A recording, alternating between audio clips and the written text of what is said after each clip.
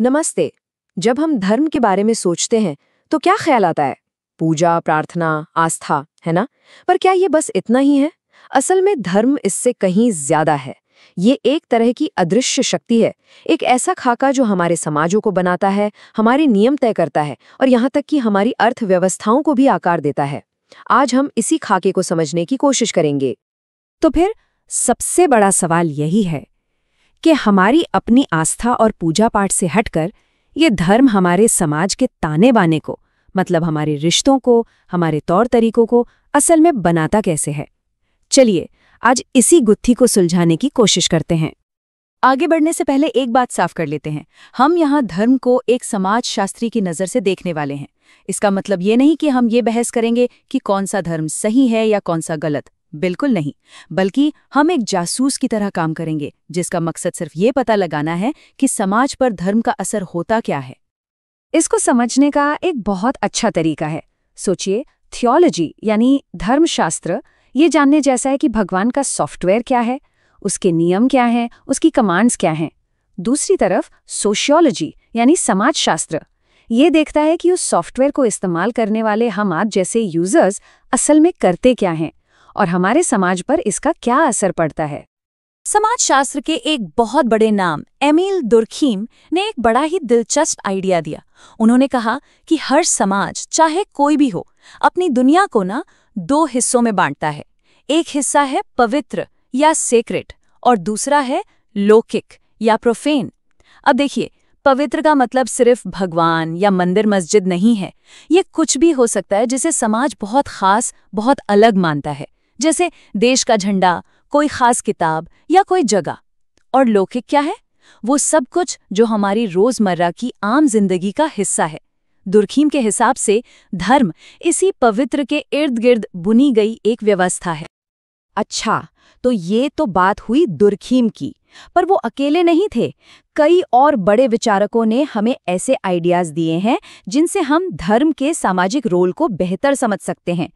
चलिए कुछ main ideas और थियोरीज को देखते हैं। तो वापस दुर्खीम पर आते हैं। उनका जो सबसे मजेदार आइडिया था वो ये था कि धर्म एक सोशल ग्लू की तरह है, मतलब एक सामाजिक गोंद। ये लोगों को सिर्फ भगवान से नहीं जोड़ता, बल्कि उससे कहीं ज्यादा ये लोगों को एक दूसरे से जोड़ता है, एक हम की भावना पैदा करता है। 1 मिनट के लिए सोचिए, जब इंडिया क्रिकेट वर्ल्ड कप जीतती है तो क्या होता है? पूरा देश एक साथ, एक ही भावना से झूम उठता है ना? दुर्खीम कहते हैं कि धार्मिक रीति रिवाज, हमारे त्योहार ठीक यही काम करते हैं। जब हजारों लाखों लोग एक साथ मिलकर कोई त्योहार मनाते हैं या प्रार्थना करते हैं तो वो असल में अपने समुदाय से जुड़ाव को और मजबूत कर रहे होते हैं। इसी से पैदा होती है कलेक्टिव कॉन्शियस या सामूहिक चेतना। ये वो साझा विश्वास और मूल्य हैं जो पूरे समाज को एक धागे में बांध कर रखते हैं। ठीक है, तो धर्म समाज को जोड़ता है, ये तो समझ आया, पर क्या इसका असर हमारी जेब पर, हमारी इकोनॉमी पर भी पड़ सकता है? एक और बड़े सोशोलॉजिस्ट मैक्स वेबर ने यही चौंकाने वाला सवाल उठाया। क्या लोगों की आस्था हमारी अर्थव्यवस्था बना सकती है? और उनका जवाब था हाँ, बिल्कुल बना सकती है। वेबर ने अपनी एक बहुत मशहूर किताब में बताया कि कैसे प्रोटेस्टेंट धर्म की कुछ खास बातों ने अनजाने में ही कैपिटलिज्म यानी पूंजीवाद की नींव रख दी। अब ये हुआ कैसे? ये बड़ा मजेदार है। देखिए, पहला कदम, काम करना सिर्फ काम नहीं रहा, वो ईश्वर की सेवा बन गया। दूसरा, अगर काम में सफलता मिली, पैसा आया, तो उसे भगवान की कृपा का संकेत माना गया। तीसरा, फिजूल खर्ची करना या ऐशो आराम पर पैसा उड़ाना पाप समझा गया। तो फिर मुनाफे का क्या हुआ? चौथा कदम, उस पैसे को दोबारा अपनी ही बिजनेस में लगा दिया गया। और बस यही वो साइकिल थी जिसने मॉडर्न कैपिटलिज्म के इंजन को स्टार्ट कर दिया। तो ये तो हो गई दुनिया भर की थ्योरीज, लेकिन जब हम अपने देश भारत पर नजर डालते हैं तो कहानी और भी ज्यादा दिलचस्प हो जाती है। यहाँ धर्म का जो रूप है वो इन सभी थ्योरीज को एक नया एंगल देता है। भारत में धर्म को समझने के लिए एक शब्द बहुत जरूरी है, सिंक्रेटिज्म या समन्वयवाद।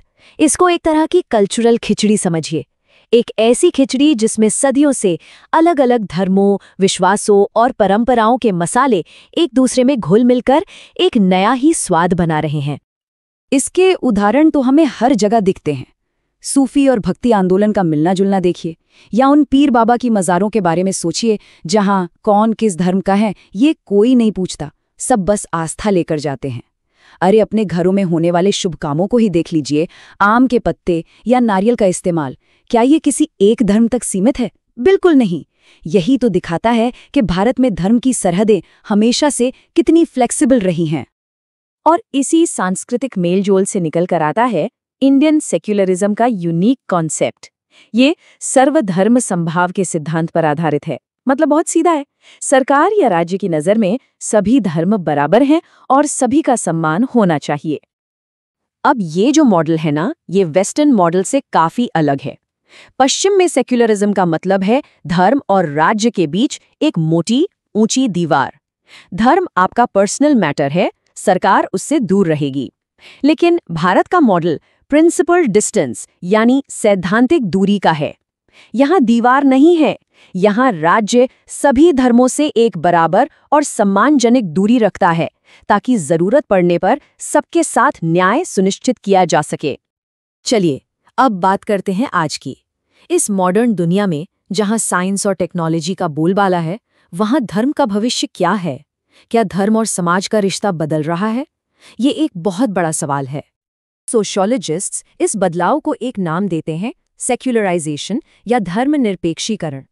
ये आइडिया कहता है कि जैसे जैसे समाज में साइंस और लॉजिक का असर बढ़ता है, धर्म पब्लिक लाइफ से हटकर हमारी पर्सनल लाइफ का हिस्सा बनता जाता है। मतलब जो फैसले पहले सिर्फ धर्म के आधार पर लिए जाते थे, वो अब कानून, विज्ञान या पॉलिटिक्स के आधार पर लिए जाते हैं। तो आखिर में हम उसी सवाल पर आकर रुक जाते हैं, क्या धर्म का असर सच में घट रहा है या फिर वो सिर्फ अपना रूप बदल रहा है? क्या वो किसी नए अवतार में सामने आ रहा है, जैसे कि स्पिरिचुअलिटी के रूप में या फिर ऑनलाइन कम्युनिटीज के रूप में? इसका जवाब तो शायद वक्त ही देगा, लेकिन सोचने के लिए ये सवाल बहुत दिलचस्प है। इस सफर में साथ देने के लिए शुक्रिया।